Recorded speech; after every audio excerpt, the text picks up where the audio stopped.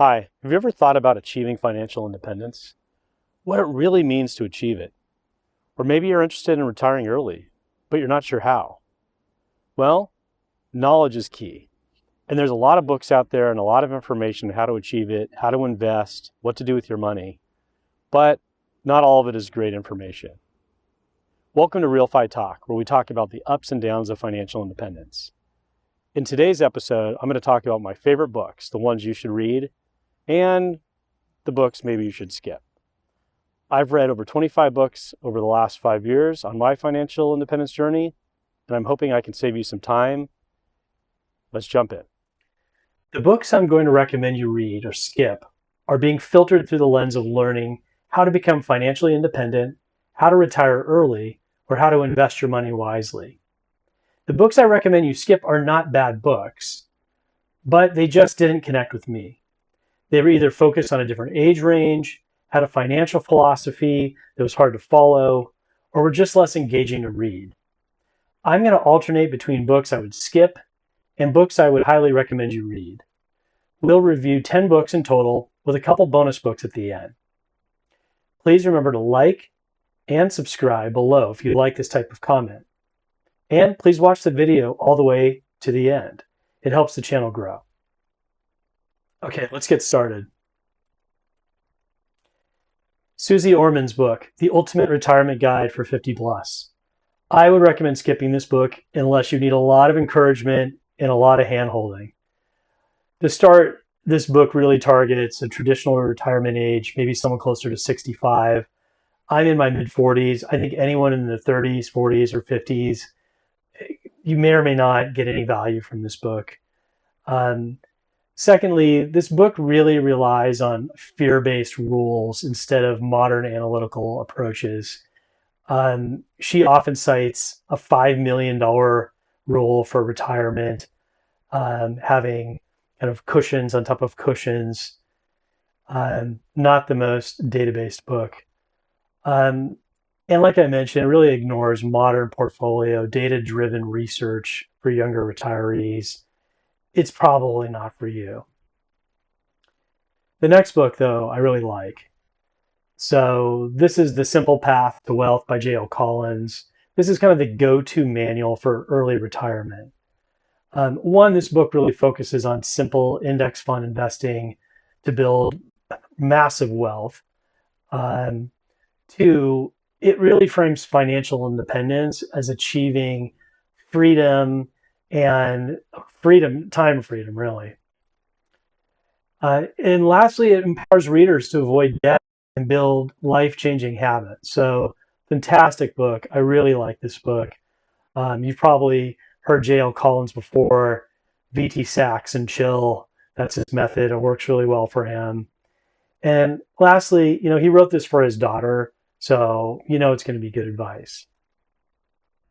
Okay, a book I recommend you skip, unless you really need a formula for getting out of debt, because I do think that this book has a good sequence there. And this is Sam Dogan's book, Buy This, Not That. This is kind of a catch-all book. To start with, though, the strategies are heavily biased towards ultra-high corporate earners. Just for additional context there, the book spends a lot of time talking about how to get a great package when you're retiring from your company. Second, the book has a chapter on side hustles that's very vague, not a lot of action to it. And third, Sam is back to work himself due to lifestyle creep. I don't blame him. It's not a bad book, but it really kind of goes against a financial independence, retirement early mantra.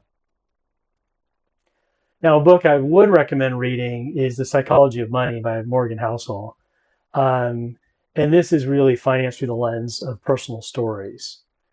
So in Morgan's book, he's really going to prioritize human behavior and mindset over complex mathematical formulas. It's really good. It really defines wealth, too, as the ability to control your own schedule, which I like, and uses storytelling to make kind of timeless financial lessons stick. One of the stories that he has in there is about a janitor who died with $8 million which really helps prove that even a low income, high savings rate plus time beats high income and high spending every single time. Really good book. Highly recommend. Okay, a book I would probably skip unless you really want the details and you enjoy complexity. So this is going to be Successful and Secure Retirement. Again, not my favorite book. Highly technical tone, really makes the concepts difficult to absorb in the book. It kind of reads like a white paper, I guess and that's how I would describe it. Kind of secondly, too, behavioral advice really feels repetitive in this book, especially if you've read other classics. It just kind of repeats "don't panic" over and over again. Again, I don't really recommend this book, even though I know some people have enjoyed it. Great book. You got to read this. How to Retire by Christine Benz. Great interview style book that covers a wide variety of topics. She's a professional interviewer, I believe, and that is very clear from the questions that she asks.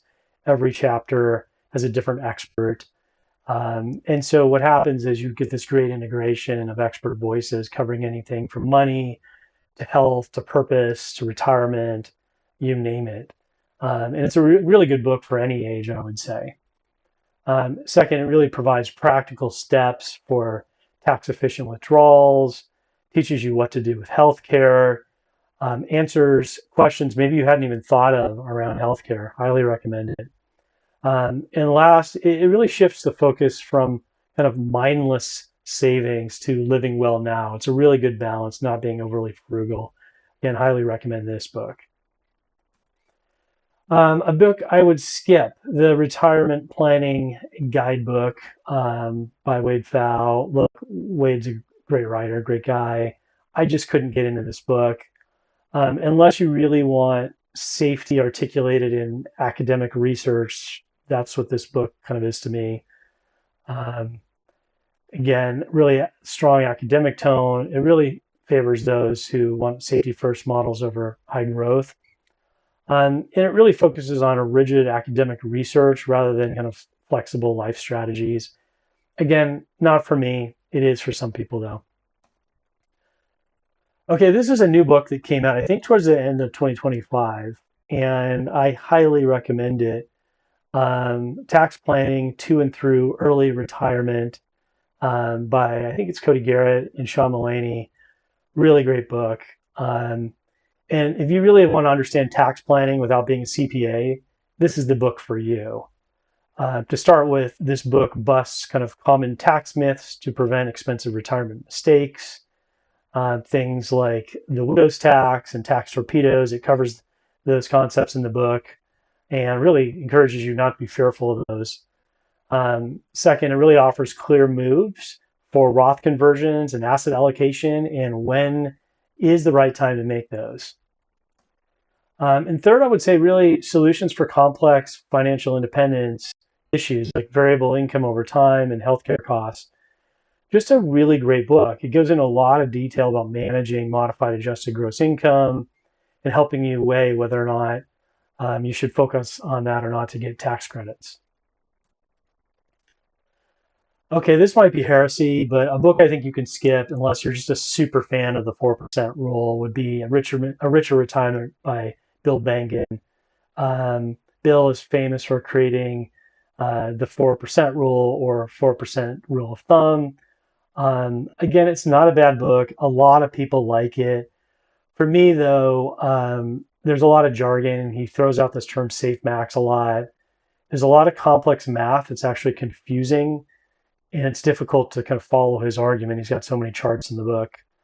And again, the book kind of relies on data overload that almost makes it hard to trust. And again, it's not a bad book. I just think you can skip this book. If you understand high level what the 4% rule is, you probably don't need to read this book. Now, a book I think you should read would be the Boglehead's Guide to Investing. And this is like the original low-cost fund indexing manual. Like this is the one to read, right?